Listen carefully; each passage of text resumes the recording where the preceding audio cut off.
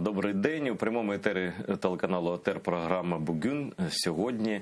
І я зараз є ведучий, виконуючий обов'язки ведучого Айдар Мождабаєв. Дуже радий вас усіх бачити. Сьогодні незвичайний день в Україні, як ви всі знаєте. Сьогодні святкуємо ми, чи відмічаємо, чи що це таке для нас 30-річчя Збройних сил України. І це моє перше питання моєму гостю, ветерану російсько-української війни Олександру Матяшу. Олександре, привіт. Привіт, Айдар. Так що це, свято? 30 років? Свято, чи... Це дата, наприклад, якщо говорити про армію, то в мене там дуже специфічне відношення до української армії. Тому що я, наприклад, строкову службу не служив. Ти був їм як його уклоністом? Так, як наш, ти сам знаєш хто. Це не доведено? Не доведено. Продовжуємо. Да. І я відкосив, там законно все, я насправді хворів. І для мене армія почалася трохи пізніше. Тому українській армії 30 років, але все ж таки я б хотів наголосити на тому, що тій армії, дату якої ми зараз святкуємо, і всього-навсього 7. Слухай, а коли, ти, правда, з 15-го року, так? Так, точно. Який день умовно можна назвати датою народження сучасної української армії? Не той, яка співпрацювала з росіянами, не той, яка була за Януковича, а тієї, яка ось зараз є. Зазвичай так буває, що дата народження армії фактично, буває, наприклад, австралійська армія, вона, як це не дивно, святкує день народження своє. Поразка, це була поразка в Туреччині сучасній. Це не обов'язково навіть перемога, але якась подія, яка створює легенду про цю армію. Я вважаю, що цей день, це день, коли Вадим Сухарєвський, він був перший, хто відкрив вогонь в цій війні. Віддав наказ стріляти. Віддав наказ стріляти. Це було під Славянськом. Коли почалися перші бойові дії, на мій погляд, це було тією відправною точкою, з якою ми почали вже рубитися.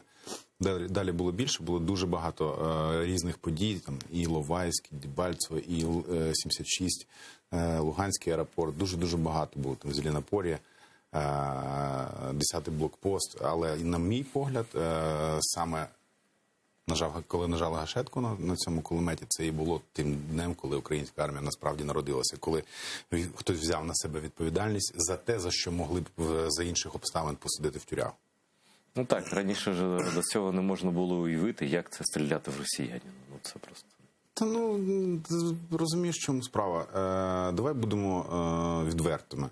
України до цих подій як незалежної держави не існувало. На мій погляд, ми завжди б дивилися в бік нашого північного сусіда, приймаючи якісь політичні рішення. Дуже багато всього переплілося. Була асиміляція російських громадян на Донбасі в 30-х роках. Складно, українець – це не національність, це що це таке? Самоідентифікація. Я, наприклад, за національністю геть не українець. А хто ти? За національністю? У мене батько наполовину мадяр, угорець, наполовину українець. Бабця була українкою, але там теж дуже Це Закарпаття, так? Угорці? Ні, це з Закарпаття походження. Зовсім. Це саме з Австро-Угорщини. З Угорщини. Мій прадід був з Австро-Угорщини. І дід був угорцем. Етнічним. Абсолютним угорцем? Ні, він був такий, він більше був схожий на наших таких. Мій прадід знав 7 мов. Мій прадід був офіцером кавалергардського полка Її Величества, і він воював на боці Російської імперії проти австро-угорців. Дуже складна ситуація, він був непростий парень, і досі в жодних архівах про нього нічого немає. Слухай, ти ж, напевно, в нього пішов? Не знаю, у мене з материнської лінії теж все було нормально. Матінка моя, вона 100% росіянка, вона і... У моїй бабці була фамілія Андросова, у моєї мами була фамілія потім Сафонова, тому що мій дід був повний тезка Героя Радянського Союзу Сафонова, Григорія Івановича. Так що, я українець настільки, але я ідентифікую себе як українець. А коли ти почав? 14 14 теж. Тобто було до того було яка різниця?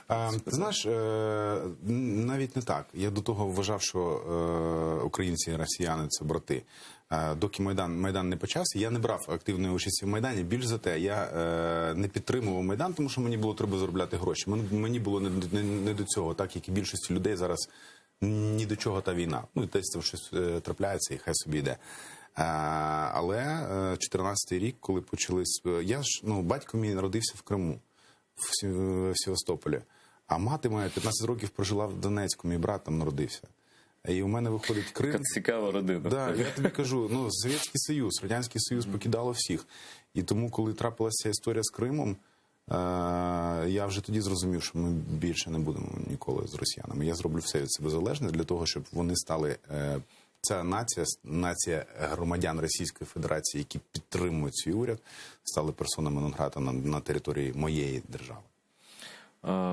Зараз здається, що історія повторюється. Ну, принаймні, багато інформації з західних джерел, з різних. Ну, до речі, я не вважаю, що там західна преса якась там особлива. Я багато фейків читав і в легендарній британській пресі, і в американській пресі читав фейки. І я не вірю. Знаєш, я просто коли там дивлюся картинку, я не те, що все там пропало, давай там завтра Путін нас знищить, все таке. Але все одно, останній місяць розмови про ці плани Росії, захоплення 2 третин України, там ракетні удари, бомбування, наступ з півдня, наступ, може, навіть з Білорусі. Ну, ти все це знаєш, ти все точно читаєш, обговорюєш з друзями. Бо ти ж людина, яка, як це називається, перші черги резерв, так? Ну, я вчуся на офіцера, тому, да, я... Ти резерв перший черги? Да, а ти в якості, якщо підеш, в якості офіцера вже? Якщо встигну закінчити, то да, якщо ні, то піду як... Ну, я думаю, що просто екстерно ми будемо звісно, закінчувати. Да. І, да, я сподіваюся, що так. І тобто, незважаючи на те, що ти ведеш бізнес, і ти там ведеш цивільне життя вже скільки років? 5, більше 5 років. Ну, все одно з 18-го року. Все одно ти готуєшся до того, що доведеться. Слухай, треба бути готовим. Насправді, ми живемо в ситуації, як Ізраїль. Як колись колишня киянка Голда Меїр сказала, коли ваші сусіди хочуть вас вбити, там це не дуже багато варіантів для компромісу.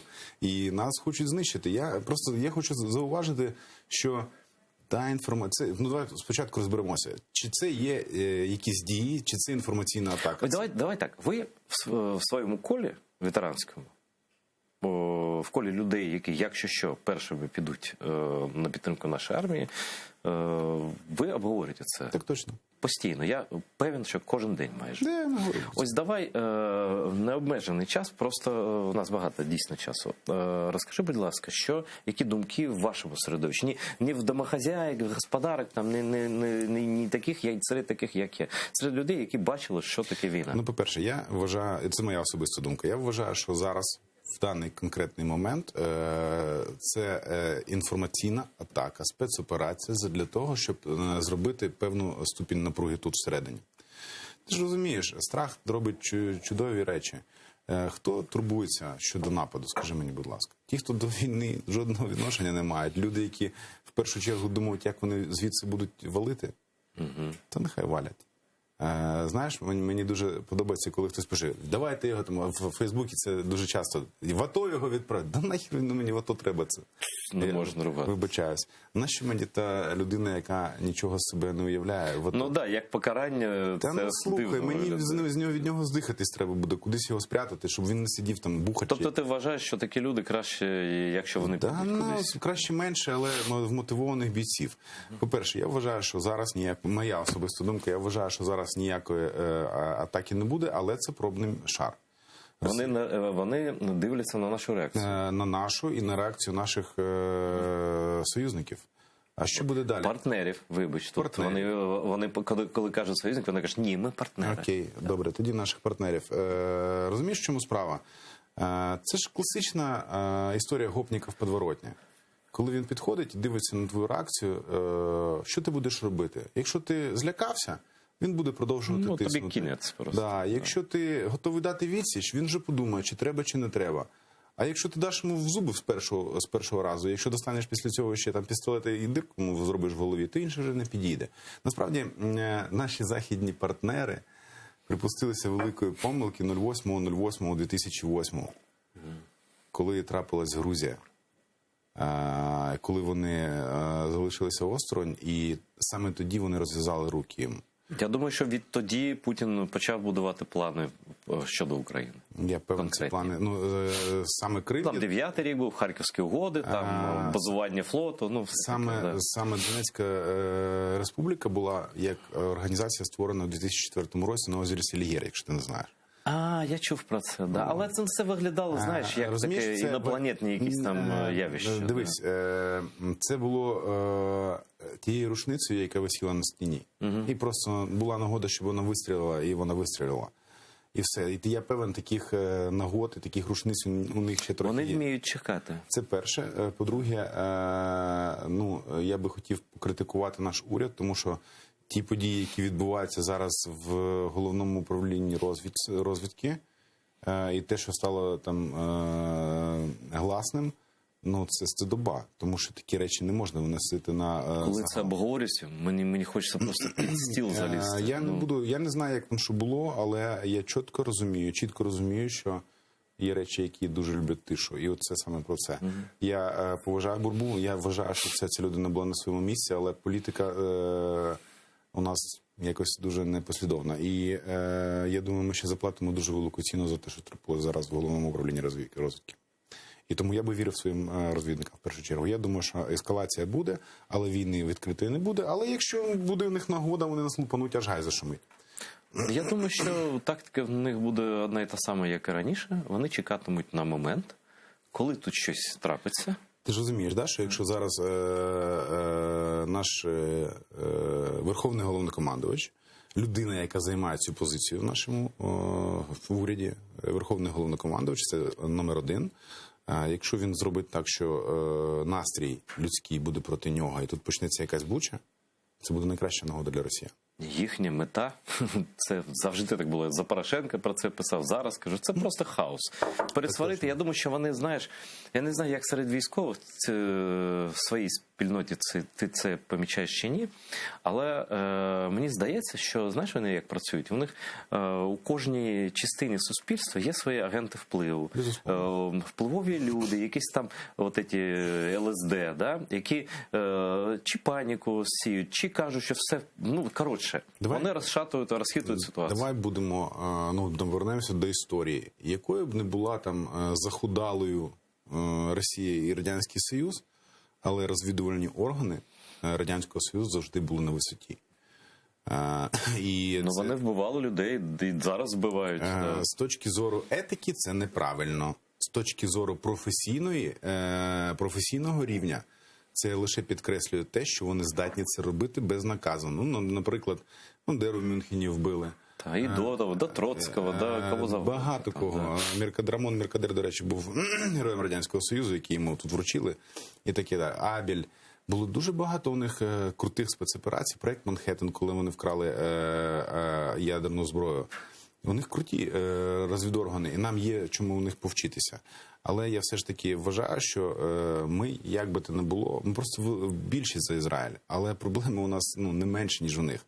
Якщо вони знаходяться в повному оточенні, то ми на 80% в оточенні. Зараз це саме так виглядає. І навпаки, сьогодні, на мій погляд, нашому уряду треба робити все для того, щоб люди усвідомили ту небезпеку, в якій ми знаходимося. І щоб ті, хто не брав участі у волонтерській діяльності під час 2014-го і по сьогоднішній день, бо війна триває, для них війна може бути, а насправді вона триває 8-й рік. Щоб ці люди зрозуміли, що від зусиль кожного залежить то, чи витримаємо, чи ні. І насправді, я тобі скажу, для Росії ця війна, якою б вона не була, ця війна буде дуже сильним ударом. І з економічної точки зору, з політичної точки зору. Ти ж розумієш, що Росія коли вона розпочне цю війну, наші західні партнери так чи інакше Будуть вимушені. Да. І ми прийдемо. Ми зараз знаходимося, я займаюся військовою історією дуже багато років. Ой, як цікаво. От і ми зараз насправді знаходимося перед 1 вересня 1939 року, коли всі закрили очі на Польщу. Так. Коли її розірвали Радянський Союз і гітлерівська Німеччина, і Франція і Британія об'явили війну Німеччині, але не зробили нічого. Слухай, а зараз ти вважаєш, що Україна на місці Польщі? Так точно. Але все ж таки, от давай, я той період не дуже добре знаю. Ну, просто знаю концептуально, але ти вивчаєш, тобто це цікавіше, твоя думка. А все ж таки зараз солідарність з Україною більше, ніж тоді з Польщею, західних країн?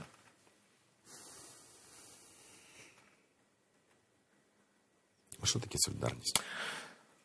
Ну, солідарність – це готовність протидіяти. Зрозумій, на сьогодні, ну, тоді трохи інший світ був. Тоді державою номер 1 була Великобританія. Ну да, імперія британська. Державою номер 2 була Франція. Французи з англічанами не дуже дружать. Це такі тільки здається. По відношенню до Франції слово «держава» неважливо. Так, Де-Голь да. був видатною особистістю, що як не крути, він зробив великий вклад. Там ще до Віши він же був... Ну, але 40 днів і Париж під німцями. Слухай, ну треба розуміти передумови. Там трохи інакша історія. Ми не Францію обговорюємо. Вони зараз світ трохи змінився. І на сьогоднішній момент державою номер 1 так чи інакше є Америка. До розвалу Радянського Союзу світ був біполярний. Була Америка і був Радянський Союз. Які там Ну, Китай тільки сили набирав не тоді, був. да. Тільки вони робили там певний баланс. І поводилися дуже тихо. Да, Про Тайвань майже не згадували. Там таке, але зараз світ перестав бути біполярним, і він йде до того, щоб стати біполярним. Але другий значний ігрок це буде не Росія, а Росія хоче бути номером рівною з Америкою, але це буде Китай.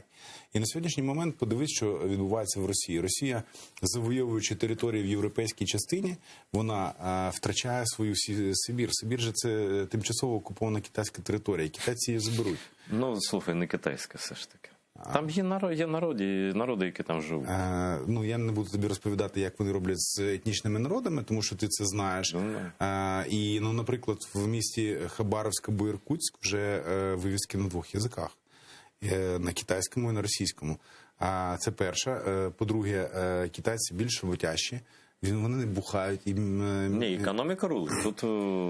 І повір мені, я думаю, в перспективі найближчих 50-100 років Сибір повернеться до Китаю.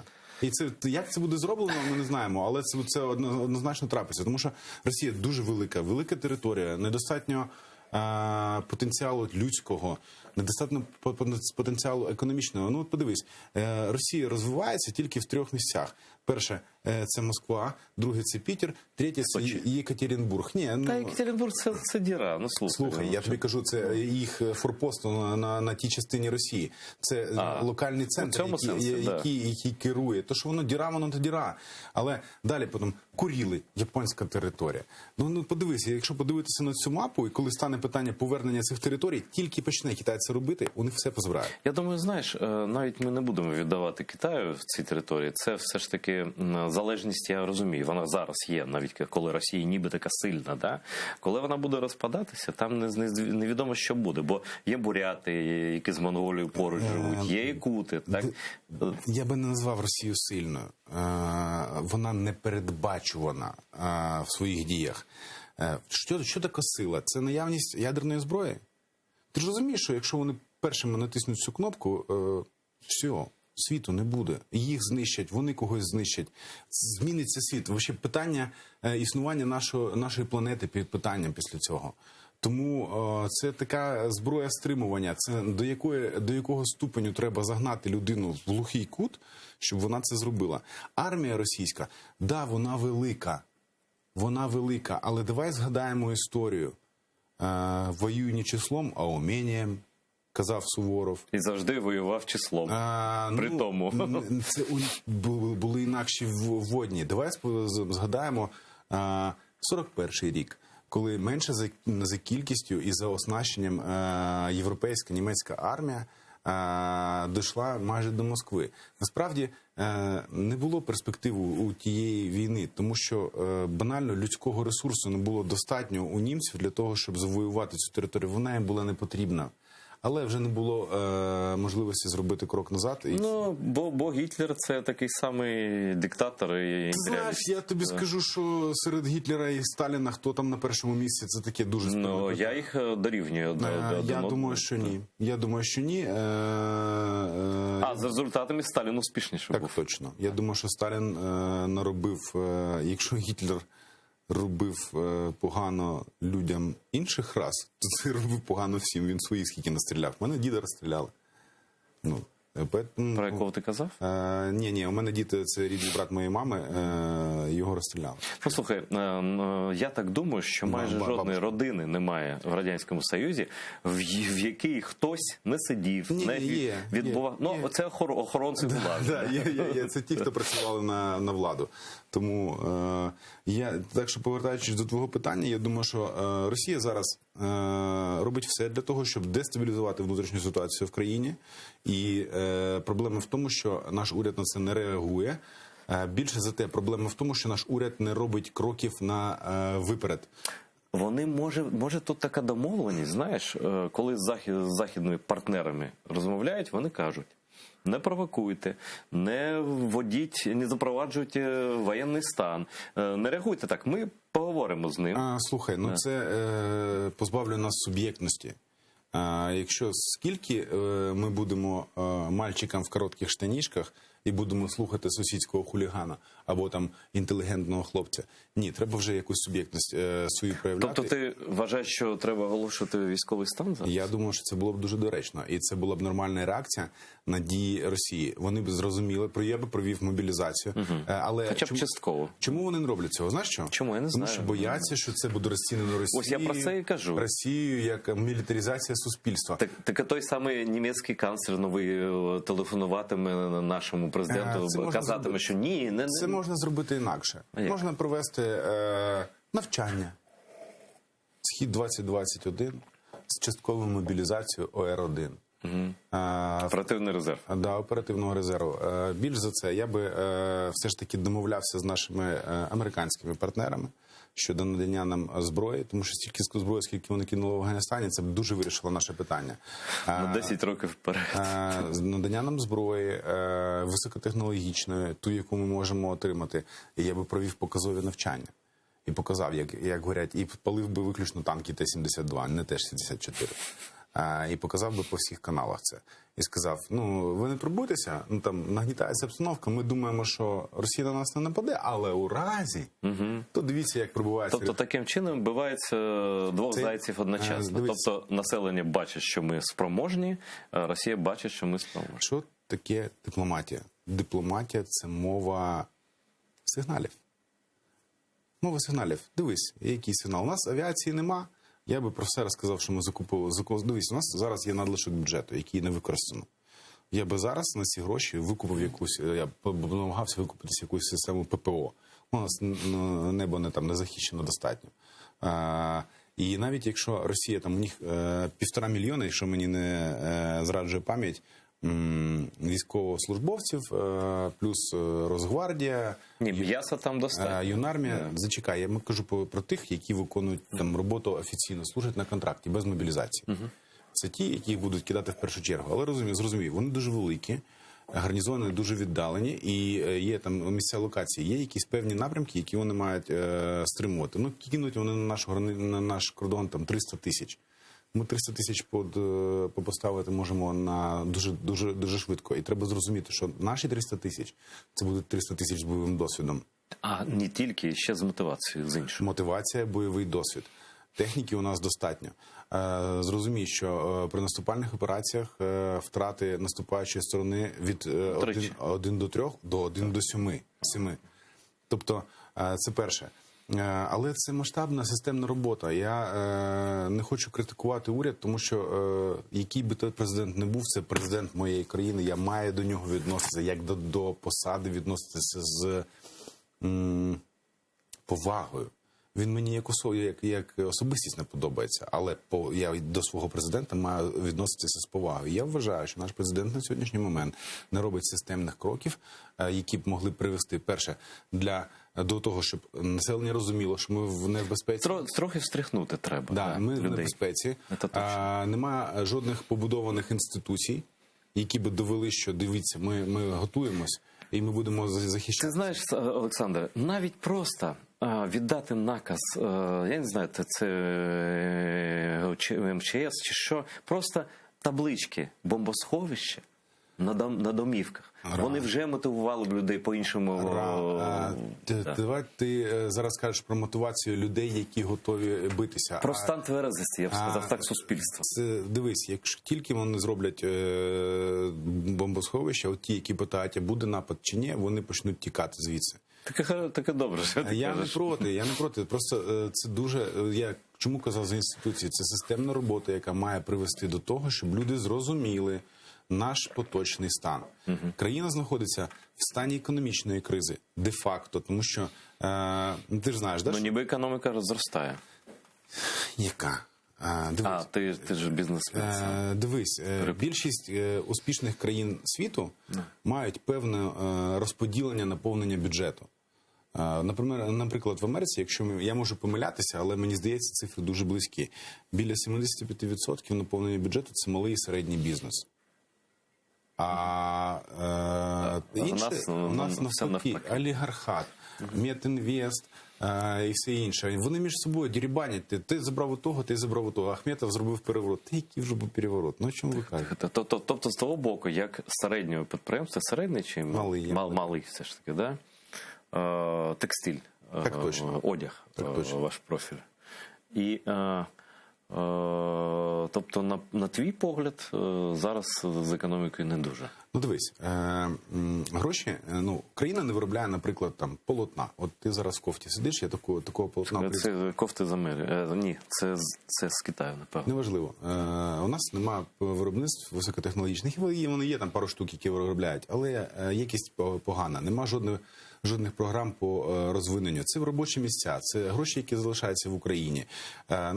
Зайди в магазин, в будь-який, в мережу якихось українських магазинів і купи щось з текстилю чи там будь-чого вироблено в Україні. Ти не купиш, бо нема. Ну так, складно. І так далі. Тому треба зробити підґрунтя для того, щоб зробити повний цикл. Я в своєму бізнесі роблю повний цикл. Повний цикл – це що? Я закуповую тканину, я її виробляю сам, я її продаю сам. Тобто в мене гроші ходять по колу. Після цього, коли я розростаюся, я починаю її імпортувати на якихось вигідних умовах, виробляти, а потім продаю сам через мережу своїх там партнерів або таке того інше. Це дає можливості не виводити гроші за межі країни. Але я не можу купити в Україні якісний трикотаж, наприклад. Його тут просто Тобто первинна сировина все одно... Не виробляють, тому що це дуже затратна історія. І доки Україна не почне продукувати свій ВВП зсередини, а не там, не знаю, хто у нас там приносить найбільше наповнення бюджету, якийсь там Метінвест, чи я знаю. Ну, тут Рінат Ахметов хвалиться, що він там... Слухай, це найкрупніший. Це правда, але давай подивимося, як Рінат Ахметов став. Зрозуміло, це радянська і пострадянська історія. Так точно. Вони що там, ноу-хау якийсь там? Так точно. Да. Вони зараз отримали це за копійки. Де-факто украли у людей. Так вийшло. Чесно вкрали. Тому що приватизували. Ваучери приватизували, да. І люди попродавали свої акції просто цим людям за безцінь, і вони стали багатіями.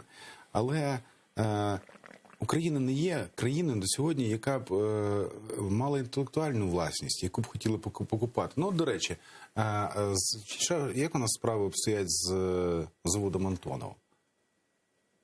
Я не знаю. А я тобі скажу. Ніяк. У нас всі Мрія полетіла, Руслан полетів. А скільки літаків ми зробили за минулий рік? На внутрішній ринок або на зовнішній? 0? Я не знаю, я не чув нічого про це. Зараз зробили Ан-148, який розробляли там з росіянами, і в нього буде там тренувальний польот. А росіяни вже суперджети роблять. Скільки років? І вони... ці суперджети... Неважливо, а ми їх купуємо. Розумієш? Хто купує суперджети? Я не ми, є інші там якісь люди купують. Бразилія, наприклад. Купує у них ці суперджети. Продав суперджет, отримав валюту. А чому б їм не купити Ан-148? Чому б нам не зробити... Вся Європа, всі Збройні сили Європи летають на Геркулесах. Старий самоліт. Ну, тобто наша економіка велика потенційно, але не дуже ефективна. Точно. Правильно? Зараз часів Радянського Союзу найбільша кількість виробничих підприємств було розташовано саме на території України. До речі, так. І воєнних теж. І потенціал був більше, ніж у Франції. Ну, я не знаю, наскільки це правда, але я десь вичитав. Я не знаю, але як ми цим змогли... Ой, до речі, як воєнний історик, скажи, це правда, що... Я не військовий історик, але я трохи розуміюся в цьому. Добре. Трохи людина, яка трохи розуміється на воєнній історії, військовий, воєнний, це ж пов'язано все. Це правда, що українська армія сильніша, наприклад, за французьку чи за німецьку? По яких параметрах дивитися? Ну, не знаю. Це видніше. Танків в німецькій армії? Це теж, знаєш, умовні такі речі. Бо я з німцем, з одним з журналістом, він читає лекції в Бундесвері, ну, політичні. Від нього Бундесвер найвеличезніша армія Європи. Це правда. Ну, за кількістю це точно. І за кількістю танків, я думаю, так само. 220. Да? 220 танків. Всього в Бундесвері? Да. Тоді я перепрошую. Що важливо в армії? Танки чи щось інше? Як Ось я це питання до тебе. Система керування військами в першу чергу. Танк – це крута штука, але зрозумій, якщо на сьогоднішній момент є системи озброєння, які можуть вражати броньовані цілі, коли ти навіть не виходиш з укриття, ну, наприклад, Джавелін, Ну, так, да. то скільки проживе той танк? Хвилинки. Да. Тому перше і важливо – це система управління. Є система управління військами, є оснащення військ і є боєготовність певних підрозділів. І це дуже багаторівнева така система, яка потребує якісного управління. На сьогоднішній момент серед європейських армій справжній бойовий досвід маємо тільки ми. І тому в певних питаннях ми можемо їх навчати. Нам не вистачає систематизації, нам не вистачає технологій управління військами, ну і, звісно, оснащення. А з мотивацією і з особовим складом у нас все гаразд. Ось ти бачив таку табличку, на жаль, її немає на екрані, ну просто це моя помилка. Я просто згадав зараз. Значить, Німеччина, в Німеччині готові захищати свою країну зі зброєю в руках 18%, в Британії 27%, в Італії 20%. Ну, Іспанія майже те саме, Австрія 21, Чехія 23, Польща більше 47% готова захищати зі зброєю в руках, в Болгарії 25%, в Туреччині 73%. Ну, в Україні 62%. Найвищий відсоток, крім Турції. Да. Ну, чому в Турції 73%, як ти думаєш? Не знаю. Тому що турецька армія найбільша серед армій НАТО. І найякісніше... Найбільше за кількістю? Найбільше 600 тисяч у них. Це постійного складу. Да, це перше. По-друге, вони круто, у них це престижно, і вони постійно воюють з курдами. Дивись, там, де росіяни, Сирія, Лівія, там завжди є товариші із Турції. Це перше. Поляки розуміють, чого їм очікувати. Ті, хто знаходяться поблизу до кордонів країни з ядерною дубинкою, вони не мають жодних ілюзій. І навпаки, Голландія 15%. Взагалі, приходь, бери. А навіщо їм? А навіщо їм? Вони живуть, у них нічого. Ти пам'ятаєш, коли, ти ж точно це знаєш, коли окупація була Нідерландів з боку нацистської Німеччини, у них головна проблема була, що велосипеди забрали солдати вверх. Да, слухай, вони ж не розуміють, що таке війна. Вони протягом останніх сторіч жили в комфортних умовах. І якщо Перша світова війна, вона там вона не стосується певних країн, які в європейських, які безпосередньо. Да, вони не брали в ній участь. І навіщо їм? Ти народився в успішній країні. Ти отримав якісне освіту. У тебе все в порядку. Ти заробляєш 4 тисячі євро, ти молодий, красивий, в тебе жінка. Що тобі ще треба? Ти купив машину в кредит під 3%. Якась війна, це, ну, так, вони живуть за скільки кілометрів від України? А у нас в Україні таких жителів скільки є? Яка війна? Ніяк, мер Полтави сказав, Це дно. це політики є. Після цього ця людина має піти. Просто написати. Ось слухай, ось це, знаєш, важлива річ стосовно безпеки. Знаєш, перед війною, ну, чи у воєнному стані вже, да, ну, я думаю, що головнокомандуючий Верховний, він може примусово таких голов міст, голов областей, я вже не кажу, вони всі призначені їм, да, просто звільняти з посад. Бо, ну, слухай, як він буде захищати Полтаву, якщо він певен, що Україна в цій війні участі не бере, тут Сполучені Штати з Росією. Дивись, чим ми відрізняємось від Росії? Тому що в Росії президент може знімати таких людей, тому що він президент-цар. Ні, він там все може. А в нас є певний закон. І якщо цю людину обрана до... Це все зрозуміло. Я про воєнний стан. Я не про це кажу. Я кажу про те, що у нас треба приймати закон про колабораціонізм. І якщо людина, яка обіймає державну посаду, причому будь-яку таке каже, то ця людина не є, на неї заводиться кримінальна справа, і ця людина не може займати більше посади жодного дня. Якщо людина підтримувала окупацію території, наприклад, і вона приїхала з окупованої території тут жити і заробляти, як це з ізоляції, наприклад, вона їде в тюрягу. І закон має бути для всіх. Слухай, ну ось цей Мамай, він же тут же не просто так, він же не просто так, дурень якийсь, да? Він заздалегідь каже окупантам, якщо ви прийдете, я готовий, я голова там Полтавської Народної Республіки готовий. А ти знаєш, на жаль, за сенсом це так. На жаль, це показує його ницість і його недалекоглядність. Тому що якби він був розумною людиною, він би поцікавився, де всі ті, які були першими, хто підтримав Росію в Криму, в Донецьку і в Луганську. Як там справа у Паші Гундарєва, чи як там Губарєва? Як там перший мер Слов'янська? Ну, Неля Штепа – це окрема історія.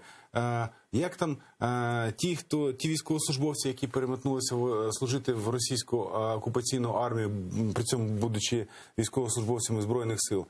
Те житло, яке отримали від Ющенка в Криму, вони зараз віддають. Да? Їх просто виселять.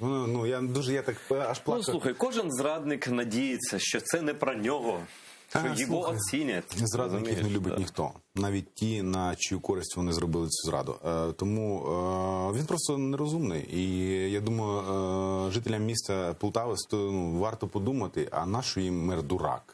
Ну, в принципі, так. Да. Ну, по-перше, я навіть не про лояльність його до росіян кажу, а про те, що він клінічний ідіот, який таке сказав. В країні, в якій загинуло якнайменше 15 тисяч жителів під час неоголошеної війни, його співмешканців в місті Полтава, і він каже такі речі, ну, слухайте, ну, він ідіот просто, де і все. Ну, це небезпека. Це, знаєш, безпека державна, вона ж на різних стовпах базується. Повертаємося до інституцій. В чому проблема нашої країни? В тому, що більшість питань вирішується в ручному управлінні. І коли це вирішується в ручному управлінні, потрібні особистості, які лояльні, вміють і не дадуть в спину. А в чому відрізняється від Америки? В Америці працюють інституції, є закон. І, наприклад, Дональд Туск був оштрафований в Польщі за перевищення швидкості на своїй машині в межах населеного пункту на 500 євро. І він сказав дякую, вибачте, і поїхав далі. Царство небесне Олександру Олександровичу Амельченку, бившому нашому меру, який на одному тому самому переході з різницею в 10 років вбив 2 людей. Він що, сів? Він не тільки не сів, а його проводжала в останній шлях вся українська інтелектуальна еліта. Слухай, да яка там еліта? Ну про що ти кажеш? Ну, це не еліта. У нас українська еліта тільки формується. Скажи, а військова еліта є? Так, звісно. Ось про неї розпові. Собко, Герой України. Він для мене просто показник. Він для мене теж, але він не на високих посадах. Так, я згоден з тобою. Знаєш чому? Тому що у нас досі сильна ще стара управлінська ланка, яка поки що сидить на своїх місцях. Віктор Ніколюк, Вєтер, 92-га бригада, Залужний молодець, нічого не скажу. Насправді, єдине з правильних рішень, які зробив наш Верховний Головнокомандувач, те, що він замінив ключові кадри зараз в ЗСУ. Ну так, порівнюючи з Хомчаком, я не хочу його критикувати, це вже минуле, але це навіть не порівняється. Не можна порівняти. Тому він свій плюсик якийсь заробив. Я вважаю, що він зробив правильно. У нас є військова еліта, і вона зараз народжується. Той самий Да Вінчі, який отримав від президента України нагороду звання Дмитро Героя. Коцюбайло. Звання Героя України. Зараз такі срачі, от українцям їсти не давай, дай посратися. Це точно. Як він міг взяти від Зеленського зірку героя? Він не від Зеленського. Він не Це ж не зірка Героя Зеленського. Він не від Зеленського її взяв. Він взяв її від особи номер 1, від президента нашої країни. Треба це поважати. А його цькувати почали за це? Почали цькувати його, знаєш за що? За те, що він сказав, що Турчинов мав надати наказ захищати Крим. Але треба розуміти, що, по-перше, Да Вінчі – молодий хлопець. Він дуже талановитий, він герой насправді. Ну він має право на своє... Дослухай. Але він не знає всієї ситуації, і він висказав виключно свою суб'єктивну думку, як би зробив він. Нічого в тому страшного я не бачу. Слухай, і я певен, що якби він знав ситуацію досконально, можливо, його б думка змінилася. Але знайшлися люди, які почали писати, як він може, а він знає, а він не знає, а він що дур... Слухай, кожен має право виказувати свою думку. І я погоджуюся з тим, що він просто не знає. А коли знає, він, можливо, її змінить. Але він герой. Олександре, знає, не знає. Людина з перших днів і досі на війні. Він нічого, Причому він за освітою, він же кинув вищу, він архітектор за освітою. Слухай, він красавець. Він гуманітарій. І я таких, як Да Вінчі, буду за будь-яких умов підтримувати. І він виказав свою особисту думку, і його почали хейтити якісь люди, які геть не мають відношення ані до війни, ані до Криму, ані до Турчинова, але вони дуже чувство собственної важності своєї вони обозначають в соціальних мережах. Дивись, небагато хто насправді пробув на війні стільки років, скільки Дмитро. Да, майже мало таких, правда? Дуже мало. Дуже мало. Причому там же у добровольчих підрозділах там же немає ротації як таких. Слухай, я тобі скажу, мало таких людей, перше. Друге, треба розуміти, що він воює, він не сидить в секторі. Він воює, у нього є його особовий склад, у нього є мета, у нього є розуміння цілі своєї. Це людина, яка зробила за ці роки для України більше, ніж більшість тих, хто його хейтить. Це точно. Тому, ніж усі. Тому, як би то не було, він красавчик. І це буде наша міська еліта. Про це я хочу сказати. Да. Що, знаєш, бо я не дуже великий знавець історії Туреччини, але в історії Туреччини, до речі, одночасно, коли розпадалася Російська імперія, розпадалася майже одночасно Османська, так? Ататюрк? Так. І Ататюрк, він же був, ну я не знаю, там, звичайно, але це був просто там офіцер. Він не мав спочатку жодних посад. Але під час війни виявилося, що подолати британський флот, наприклад, да, він зміг, а штабні, такі номінальні команди. Тобто будь-яка війна, слухай, вже під час цієї війни, яка триває, скільки ж вже людей, які, як Дмитро, який мав бути архітектором, може, за мрією своєю, але сталося так. Слухай, на жаль, я дуже жалкую про те, що ситуація з вагнерівцями не спрацювала. Це була б аксіомна спецоперація. І ми б дуже круто заявили про свої спецслужби. із ізоляцією, ти ж знаєш, да, ізоляцію мали Це взагалі дуже амбітна мета І була. я тобі більше скажу, я знаю, що наші розвідники впоралися. Ну, Ти просто я знаю, я не думаю. Слухай, а там вона ж недалеко від лінії розмежування, так? Тобто це мав бути... Донецьк, такий... дивись, лінія розмежування. Вона знаходилася на території Донецька. І там повсюди лінія розмежування. Піски – це ж окраїна Донецька, це Київський район біля аеропорту. І я певен, що у них був план. І я тобі скажу, у нас круті спецслужби, єдине, чого не вистачає, це політичної волі задля того, щоб після цього, коли тобі скажуть, а чого це ваш? От я тобі приклад наведу. Давай. Суддя Чаус. Згадав. Його ж доставили сюди. Слухай, ми пишаємося операціями в Афганістані. Він же не сам сюди приїхав. Ні. І я певен, що це зробили не ми. Моторола. Це не ми. Ну, звісно. Гіві. Це не ми.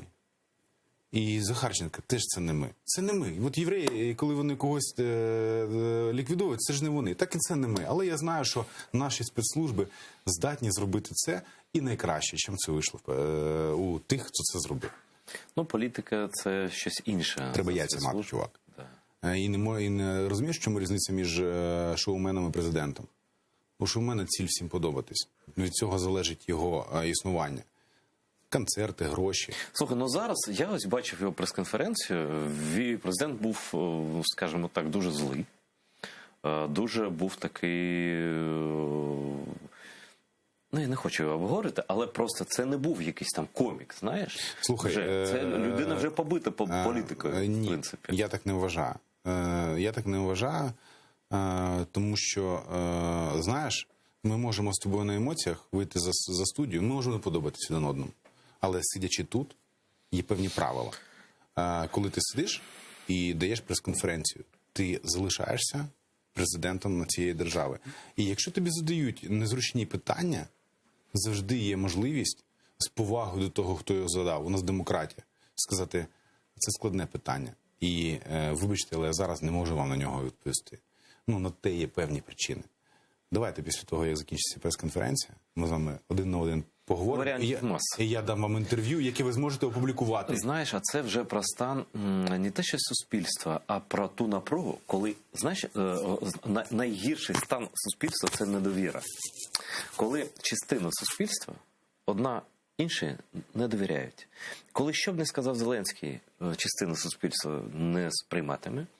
Що б не сказав там умовний Порошенко, частина не сприйматиме. І ось хто і як може стати тим, хто об'єднує? Може, це не конкретна людина. Я просто, крім довіри, крім армії, я не бачу. Проблема, чувак, нашої країни полягає в тому, що у нас політика будується навколо персоналій. Так, завжди. Давай, навіщо далеко ходити? Ющенко так. Юлія Володимирівна. Згадаємо одну Юлію Володимирівну і закриємо цю тему. Юлія Володимирівна, Батьківщина. Петро Порошенко спочатку він був, як там називалася його політична партія? Та немає сенсу рахувати. І всі вони відбудовують свою політику, переназиваються СДПУ, комуністи, соціал-демократи. Там я навіть не знаю, хто там у нас є. Я не лізу. У нас нема. Єдина, на мій погляд, нехай це буде реклама. Єдина, на мій погляд, партія на сьогоднішній момент. Причому я не є їх донатором, я їх не і просто мені подобається, як вони це роблять. І можливо, згодом я стану їх частиною їх електоральної маси. Це демократична сокира.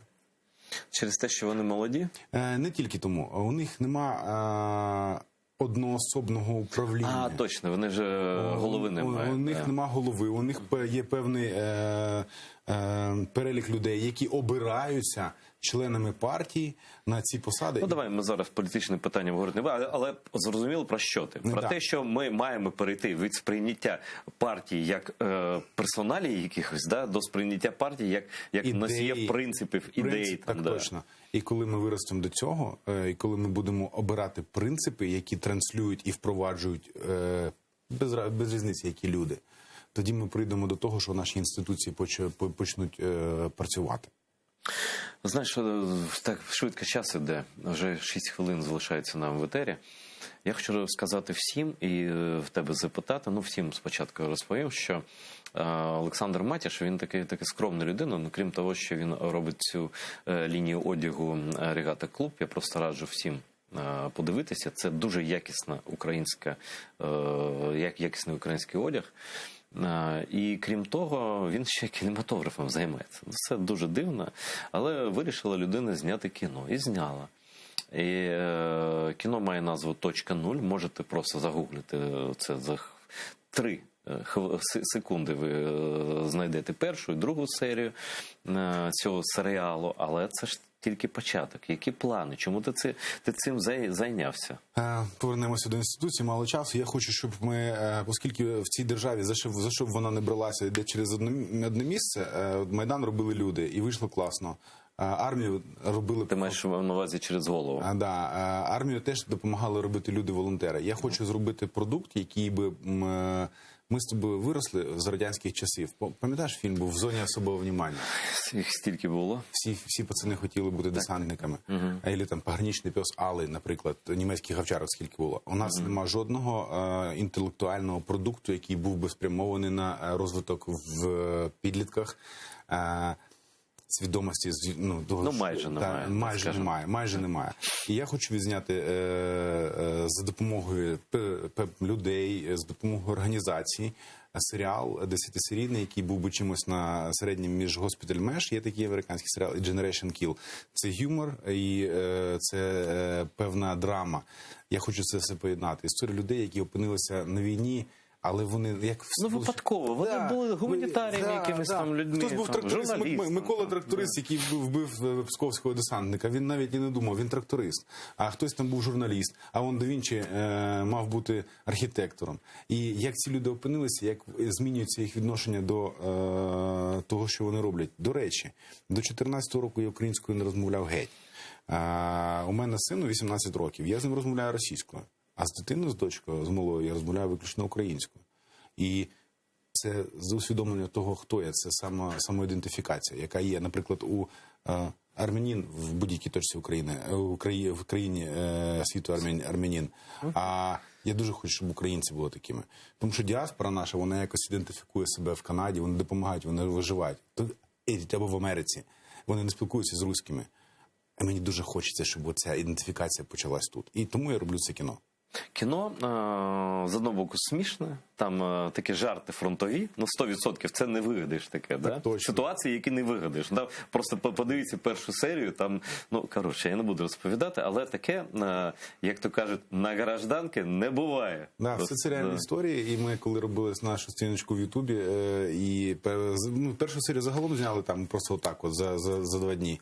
А вона вийшла коротенька. Другу ми робили довше, складніше і таке інше. Вона вийшла недосконало, але я певен, що наступно буде краще. І ми працюємо над цим. Чому держава? У нас же є багато фондів, державних фондів, є Міністерство оборони, яке, в принципі, має бути зацікавлено в тому, щоб фільми про армію, позитивні, патріотичні, вони були.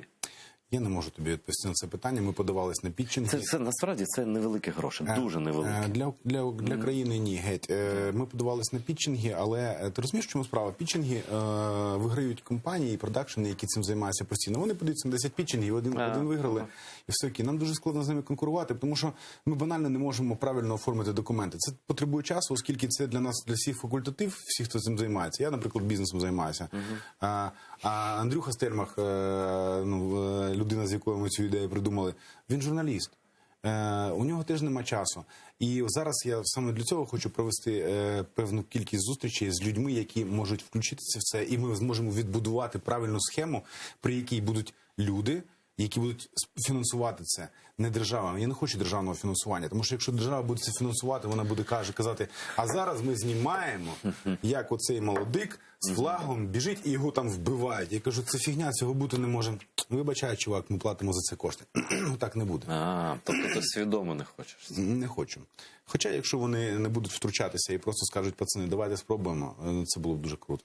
Я не знаю, достатньо ці 2 серії подивитися, щоб сказати, що вас треба підтримувати. І що це проект, і може не 10 серій, насправді. Це Я- військовий серіал потрібний на тлі того, що Моргенштернів слухають, це та сама молодь. Да? А це аудиторія насправді для молоді. Так точно. І я тобі більше скажу, я хотів би згодом зробити повний метр, який можна було би пустити в прокат по всьому світові і розповісти про те, що відбувається тут. Тому що американці, наприклад, їм не до нас.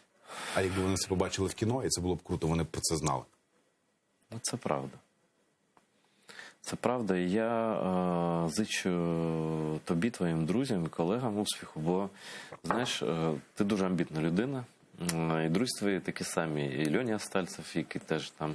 Але він сказав, до речі, що я будую свій бізнес, свою піцу ветерана, да, але в умі тримаю те, що просто завтра потрібно буде взяти автомат і піти. Жодних Ти так само живеш? жодних сумнівів. Ти так само живеш. Ти тренуєшся, ти ж навчаєшся, до речі. Ми ж з цього Я почали. навчаюсь, я тренуюсь, я не забуваю про те, що все може змінитися отак. Ну, добре. Ось на цій ноті, напевно, ми закінчимо наш етер. Дуже вдячний, що прийшов. Навзаєм, дорогі. Ну, я сьогодні не міг не запросити справжніх військових. Хоча ти вже... Яке звання в тебе буде? Ну, буде молодший лейтенант, младший лейтенант, мальчик молодий. Серйозно, да? Да. Молодший, то так, ну так доросло досить виглядає для молодшого лейтенанта. Ну, нічого, головне, я досвідчений. Дякую, Саша. Дякую, дорога. У нас в гостях був Олександр Матяш, дуже цікава людина. Просто поцікавтесь, забийте там, не знаю, в пошуках, на Фейсбуці, в Ютубі, де завгодно. І ви теж там трохи цю людину закохаєтеся в нормальному сенсі цього слова. Дивіться АТР далі.